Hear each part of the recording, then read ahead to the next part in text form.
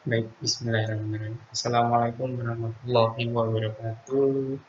Baik, jumpa lagi di pertemuan ke-8 yang maaf.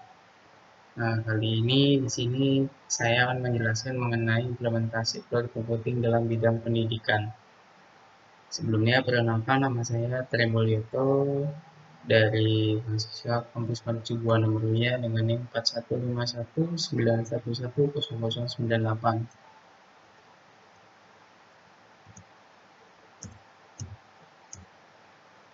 Mengantar cloud computing. Baik, di sini ada beberapa materi yang akan saya sampaikan, terutama yaitu ada pendahuluan, pengertian cloud computing, jenis layanan cloud computing, metode, implementasi cloud computing, dan penerapan cloud computing dalam kehidupan di era modern.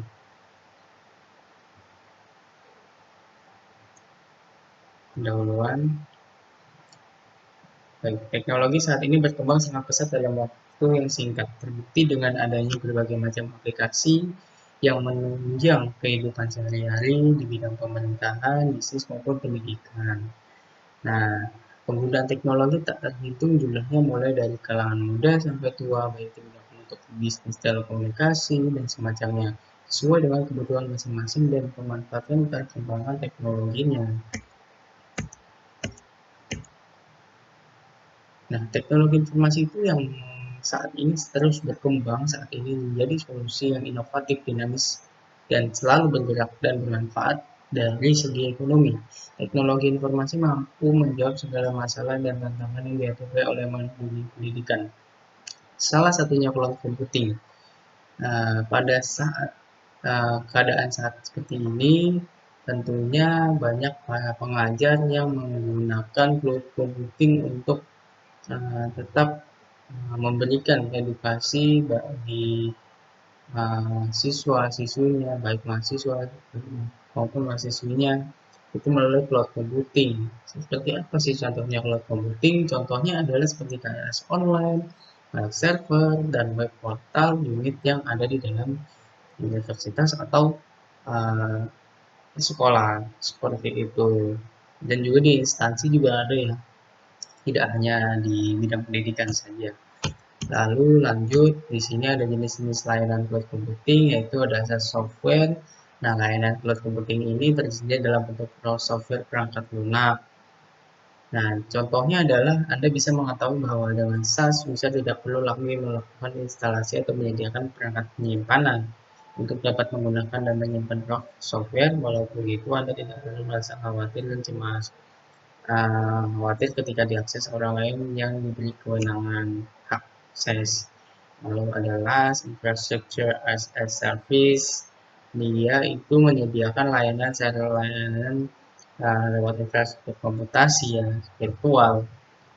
Dan dia juga menambahkan komponen komputasi lainnya seperti RAM, penyimpanan hingga IP public.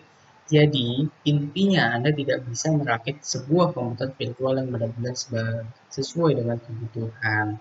Seperti itu. Metodenya di sini ada beberapa. Peneliti ini menggunakan metode penelitian deskriptif kualitatif. Nah, apa sih ya itu? Mendeskripsikan tentang sistem basis data cloud computing serta mengimplementasikan manfaat dari cloud computing tersebut. Nah, metode yang bertujuan untuk mendeskripsikan suatu objek penelitian dan juga untuk memudahkan analisa data yang agar mudah dipahami. Selanjutnya ada pembahasannya, cloud computing adalah bahasa Indonesia dalam komputasi awan. Apabila diartikan secara sederhana, ia adalah cara untuk mengakses dan aplikasi yang kita miliki. Contoh cloud computing dalam artian merupakan layanan teknologi. Cloud computing secara ilmiah berarti sebuah mekanisme yang mengizinkan penggunanya untuk dapat menyewa sumber daya teknologi seperti software, processing power, storage, dan sumber daya lainnya. Implementasi cloud computing yaitu konsep implementasi computing itu di dalam bidang pendidikan seperti yang sudah saya sebutkan tadi, pengajar dapat mengajar dengan jarak jauh melalui sosial media seperti yang saat ini dialokasikan seperti Google Meet, Zoom, atau media untuk perantaraan pembelajaran seperti kelas online, web e-learning, dan juga termasuk ke dalam instansi seperti dalam dunia pekerjaan tentunya juga memiliki cloud computing guna untuk mengembangkan atau apa namanya uh, memberi apa namanya selain mengembangkan juga untuk kepentingan suatu instansi seperti itu. Jadi cloud computing ini sangat berpengaruh ke dalam kehidupan sehari-hari, apalagi di dalam dunia pendidikan itu sangatlah penting harus adanya cloud computing. Manfaat cloud computing itu yaitu dapat menambah kapasitas penyimpanan. Ketika terjadi bencana alam, data yang tersimpan di cloud computing tentu saja aman meskipun harddisk dan perangkat keras mengalami kerusakan. Jadi disimpan di sebuah cloud itu berupa awan yang bergerak, bukan berarti awan ya, tapi dia bersifat dinamis, skalabilitasnya tinggi, jaringan internet yang harus mumpuni agar selalu terhubung di manapun dan kapanpun. Cloud computing penting ini juga diterapkan dalam lembaga pendidikan yang sudah saya sebutkan. Nah, bagi dosen dan mahasiswa, manfaat cloud computing terutama bagi menjadi pendidikan, keamanan datanya terjamin, stabilitas dan sistem yang handal dan hemat biaya operasional.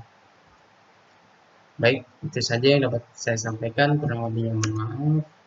Wassalamualaikum warahmatullahi wabarakatuh.